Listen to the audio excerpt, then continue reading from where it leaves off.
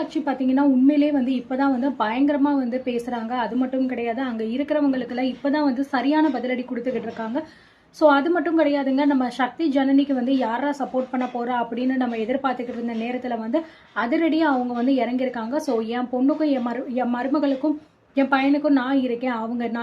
நான் இங்கே இருக்கிற வரைக்கும் அவங்க இங்கே தான் இருப்பாங்க. அவங்கள ஏதாவது யாராவது சொன்னீங்க அப்படின்னா அப்படின்னு சொல்லிட்டு பயங்கரமாக வந்து இது பண்ணி பேசிக்கிட்டு இருக்காங்க. உண்மையிலேயே இதை பார்க்கும்போது ரொம்ப நல்லா இருக்குங்க. ஸோ கூடிய சீக்கிரத்திலேயே ஜனனி மேலே எந்த தப்பும் இல்லை அப்படிங்கிறத வந்து ப்ரூஃப் பண்ண போகிறாங்க அப்படிங்கிற மாதிரி தான் வந்து நினைக்கிறேன். ஆனால் இதெல்லாம் ப்ரூஃப் பண்ணதுக்கப்புறம் இந்த ஈஸ்வரி அவன் மூஞ்சியை எங்கே போய் வச்சுக்க போகிறான்னு தான் வந்து தெரியல. ஏன்னா உண்மையிலேயே அவ பண்ணுறது தான் பார்த்தீங்கன்னா ரொம்ப ஓவராக வந்து இருக்கு. ஸோ ஒரு பொண்ணு இவ்வளோ தூரம் கஷ்டப்பட்ட ஒரு விஷயத்த பண்ணுறாளே, அவன் ஏன் பண்ணுறா எதுக்கு பண்ணுறான்லாம் வந்து யோசிக்கவே மாட்டேங்குது. அது ஈஸ்வரி எல்லாத்தையும் மறந்துட்டேன் அப்படிங்கிற சாக்கில் வந்து தான் வந்து சுற்றிக்கிட்டு இருக்கு. இதெல்லாம் எங்கே போய் முடிய போகுதுன்னு தெரியலைங்க. இந்த பக்கம் வீட்டில் பார்த்தீங்கன்னா விசாலாட்சி வந்து ஸோ அங்கே கிச்சனில் உட்காந்துக்கிட்டு 2 பேருக்குமே வந்து சமைச்சிக்கிட்டு இருக்காங்க. கஞ்சி வச்சுட்டு மேலே போகலாம் அப்படின்னு சமைச்சிக்கிட்டு இருக்காங்க. அந்த நேரம் பார்த்து உள்ளே வந்து ஈஸ்வரி வரும்போது பார்த்தீங்கன்னா, என்ன அத்தை எதுக்காக நீங்கள் இப்படி வந்து பண்ணிக்கிட்டு இருக்கீங்க, எங்கிட்ட யார்ட்டையாவது சொன்னால் நாங்கள் செஞ்சு தர மாட்டோமா அப்படின்னு கேட்கும்போது, இங்கே பாரு அதெல்லாம் நீங்கள் ஒன்றும் பண்ணணும் அப்படிங்கிற அவசியம் கிடையாது. என் பையனுக்கும் என் மருமகளுக்கும் என்ன தேவையோ அதை நான் செஞ்சு கொடுத்துக்கிறேன். நீங்கள் எதுக்கு இதில் வந்து தலையிடுறீங்க, நீங்கள் உங்கள் புருஷன் உங்கள் பிள்ளைங்கன்னு சொல்லி பார்த்துட்டு பேசாமல் வாயை மூடிட்டு இருந்துருங்க. தேவையில்லாம ஏன் வாயை கிளறிக்கிட்டு இருக்காதீங்க அப்படிங்கிற மாதிரி வந்து விசாலாட்சி சொல்ல, ஸோ இதை வெளியிலேருந்து பார்த்தீங்கன்னா ஆதி குணசேகரன், அதுக்கப்புறம் பார்த்தீங்கன்னா இங்கே ஞானம், கதிர் எல்லாருமே வந்து உட்காந்துக்கிட்டு இருக்காங்க. பார்த்தீங்களான்னு எப்படி இப்போ வந்து கத்திக்கிட்டு இருக்கு அப்படின்னு சொல்லிட்டு, என்னமோ அதிசயமா இப்போதான் வந்து மருமக பையன் அப்படின்னு சொல்லிட்டு சொன்னதையே சொல்லிக்கிட்டு இருக்கு. எவ்வளோ திமிராயிருச்சு பார்த்தியா அப்படிங்கிற மாதிரி சொல்லும் போது, ஏப்பா கதிர் எதுக்குப்பா இப்போ நீ தேவையில்லாமல் வந்து இது பண்ணிக்கிட்டு இருக்க, அது என்னமோ சொல்லிட்டு போகுது எப்படியோ கத்திட்டு போகுது, இப்போ என்ன உனக்கு என்ன இருக்கு அதில் அப்படிங்கிற மாதிரி சொல்லும் போது, இங்கே பாடுறா ஏதாவது ஒன்று ஜாடமாடியாக பேசிட்டு இருந்த அப்படின்னா அவ்வளோதான் பார்த்துக்கா, ஒழுங்கு மரியாதையா என்ன பேசணுமோ அது நேரடியாக வந்து என்கிட்ட பேசுடா அப்படிங்கிற மாதிரி வந்து விசாலாட்சி வந்து சொல்கிறாங்க. உடனே கதிர் வந்து எந்திரிச்சு வந்து, இங்கே பாருமா என்ன இப்படி இப்போ ரொம்ப ஓவரா பேசிக்கிட்டு இருக்க, எதுக்கு இப்படிலாம் வந்து நீ பேசிக்கிட்டு இருக்க அப்படிங்கிற மாதிரி சொல்லும்போது, நான் அப்படித்தான்டா பேசுவேன் அப்படிங்கிற மாதிரி வந்து ரொம்பவே திமிரா பார்த்தீங்கன்னா விசாலாட்சி வந்து பேசுகிறாங்க.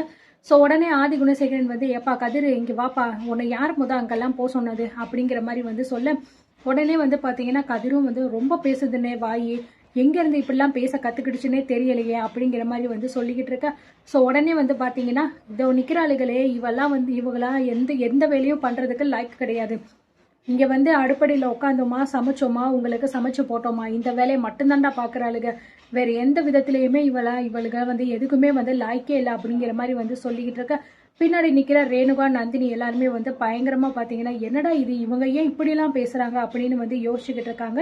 என்னடி பார்க்குறீங்க, நீங்கெல்லாம் வந்து இப்படி பார்க்குறத பார்த்தா என்னமோ நான் சொல்கிறது பொய் மாதிரியே இருக்கேடி, நான் சொல்கிறது முழுக்க முழுக்க உண்மை. நீங்கள் என்ன பண்ணியிருக்கீங்க, எதுவுமே நீங்கள் பண்ணுறதில்ல, எங்களுக்கும் இதுக்கும் எந்த சம்மந்தமும் கிடையாது அப்படின்னு புருஷன் சொன்னோடனே புருஷன் பின்னாடி போகிறவளுக்கு தானே நீங்கள், உங்களெல்லாம் நம்பி அந்த பொண்ணு இவ்வளோ விஷயத்த பண்ணா பார்த்தியா, அவளை சொல்லணுண்டி அப்படிங்கிற மாதிரி சொல்லிட்டு ஸோ கஞ்சியை வந்து கையில் எடுத்துகிட்டு அவங்க வந்து வெளியில் கிளம்புறாங்க.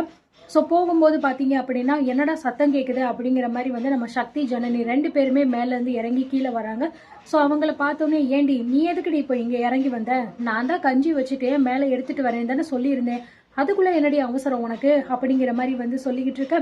உடனே வந்து பார்த்தீங்க அப்படின்னா, இல்லை என்னமோ சத்தம் கேட்குது, அது மட்டும் இல்லாமல் தர்ஷினியை பார்க்கணும் அதுக்காக தான் நான் வந்து வந்தேன் அப்படிங்கிற மாதிரி சொல்லும்போது, என்னது தர்ஷினியை பார்க்கணுமா, இப்போ எதுக்கு நீ அவளை பார்க்கணும், அவளை பார்த்துக்கிறதுக்கு அவங்க அம்மாக்காரி இருக்கா, அப்பேங்காரர் இருக்கா, அது பத்தாததுக்கு சித்திக இருக்காங்க, சித்தப்பாங்க இருக்காங்க, அவங்க எல்லாம் தங்க தட்டில் வச்சு தாங்கிப்பாங்க, நமக்கு எதுக்குடி இந்த வேலை, நம்ம தாண்டி இந்த வீட்டில் அனாதையாக இருக்கோம், நம்மளை பார்க்கறதுக்கு தாண்டி ஆளுக இல்லை அப்படிங்கிற மாதிரி வந்து சொல்லும்போது, ஸோ நந்தினி சொல்கிறா, அத்தை இப்போ எதுக்காக நீங்கள் இப்படிலாம் வந்து பேசிக்கிட்டு இருக்கீங்க, இப்போ என்ன நடந்துருச்சீங்க அப்படிங்கிற மாதிரி கேட்கும்போது, இங்கே பாருடி நீ எல்லாம் எதுவுமே வந்து பேசவே கூடாது சொல்லிட்டேன், நீ என்ன நினச்சிக்கிட்டு இருக்க, உன் புருஷன் என்ன சொன்னாலும் அப்படியே வந்து அது சரின்னு சொல்லிட்டு தானே இருக்க, நீ எல்லாம் என்கிட்ட பேச வந்திருக்கியா, உன்னை சொல்லி என்னடி தப்பு இருக்கு, உங்க அம்மாவும் அப்பாவும் வளர்த்த லட்சணம்டி அப்படி அப்படிங்கிற மாதிரி வந்து பார்த்தீங்கன்னா பயங்கர கோபமா வந்து நம்ம விசாலாட்சி வந்து சொல்றாங்க.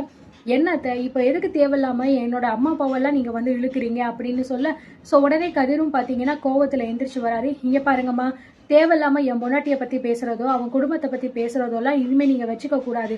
ஆமா உங்களை யாரும் அவங்கள பத்தி எல்லாம் பேசுறதுக்கு உரிமை கொடுத்தா அப்படின்னு சொல்லும்போது, அப்படித்தாண்டா நான் பேசுவேன், உன்னால என்னடா பண்ண முடியும் அப்படிங்கிற மாதிரி சொல்லும்போது, உடனே பாத்தீங்கன்னா கதிர் வந்து எகிரிக்கிட்டு வராரு. ஸோ சக்தி பார்த்தீங்கன்னா, டே இங்கே பாருடா, எதுக்கு இப்போ தேவையில்லாமல் இப்படி பண்ணிக்கிட்டு இருக்க, ஒழுங்கு மரியாதையாக போயிரு, இல்லைன்னா அவ்வளோதான் உனக்கு அப்படிங்கிற மாதிரி சொல்ல, எப்படி எகிரிட்டு வரேன் பாத்தியா அப்படிங்கிற மாதிரி வந்து ஜனனிட்டு சொல்கிறாங்க. அதை தயவு செஞ்சு எந்த பிரச்சனையும் வேண்டாம், நம்ம வாங்க போகலாம் அப்படிங்கிற மாதிரி வந்து சொல்லும்போது, இங்கே பாருங்கடி, உங்கள் எல்லாத்துக்குமே நான் ரொம்ப நல்லா சொல்லிக்கிறேன். எவ்வளோக்கு எவ்வளோ நீங்கள் வந்து ஜனனிக்கு எதிராக நடக்கிறீங்களோ அவ்வளோக்கு அவ்வளோ சீக்கிரமாக நீங்கள் எல்லாருமே அழிய போறீங்கடி. அதுதாண்டி நடக்கும். அது நடந்ததுக்கப்புறம் நீங்கள் நேரடியாக எங்ககிட்ட தாண்டி வருவீங்க. இது நடக்குதா இல்லையான்னு பாருங்க. ஏற்கனவே ஒரு தடவை நீங்கள் எல்லாருமே நல்லா பட்டவளுக்கு தானே, அப்படி பட்டுமே உங்களுக்கு வந்து இப்போ புத்தி வரல. ஏதோ இங்கே நிற்கிறானுங்களே இவங்கெல்லாம் வந்து திருந்துட்டாங்க அப்படின்னு சொல்லிட்டு சொல்லிக்கிட்டு இருக்காங்க. ஆனால் அதெல்லாம் உண்மையா அப்படின்னு சொல்லிட்டு யாருக்கிட்டே தெரியும். சும்மா பொய்யா நடிக்கிறதா கூட இருக்கலாண்டி. நடிச்சே உங்களெல்லாம் ஏமாத்திக்கிட்டு இருக்காங்க. நீங்களும் ஏமாந்துட்டு அவங்க சொல்றதுக்கெல்லாம் தலையாட்டிக்கிட்டு இருக்கீங்க. ஒரு நாள் மொத்தமா உங்க தலையிலேயே கல்ல தூக்கி போட்டு உங்களை கொல்ல தாண்டி செய்ய போறாங்க. ஏற்கனவே இங்க நிக்கிறாளே, இவளுக்கு இந்த தானே நடந்துச்சு, அந்த கதி கூட இவளுக்கு தெரியாம வந்து எனக்கு என்னன்னு சொல்லிட்டு உட்காந்துக்கிட்டு இப்போ என்னடானா வந்து புருஷன் சொல்றதுதான் வேத வாக்கு அப்படின்னு சொல்லிக்கிட்டு இருக்கா. இங்க பாரு ஈஸ்வரி, நீ எல்லாம் எதுவுமே பேசவே கூடாது, நீ எல்லாம் பேசுறதுக்கான தகுதி கூட உனக்கு இல்லை அப்படின்னு சொல்லிட்டு வந்து போயிடுறாங்க. ஸோ ஈஸ்வரி ரொம்பவே ஷாக் ஆகி பாக்குறாங்க. என்னடா இது, அத்தையா இப்படிலாம் பேசுறது அப்படின்னு சொல்லிட்டு. ஸோ அடுத்து என்னென்ன நடக்க போகுது, நம்ம தர்ஷினி எந்திரிச்சு உண்மையை சொல்ல போறாளா இல்லையா அப்படிங்கறத பார்க்கலாம்.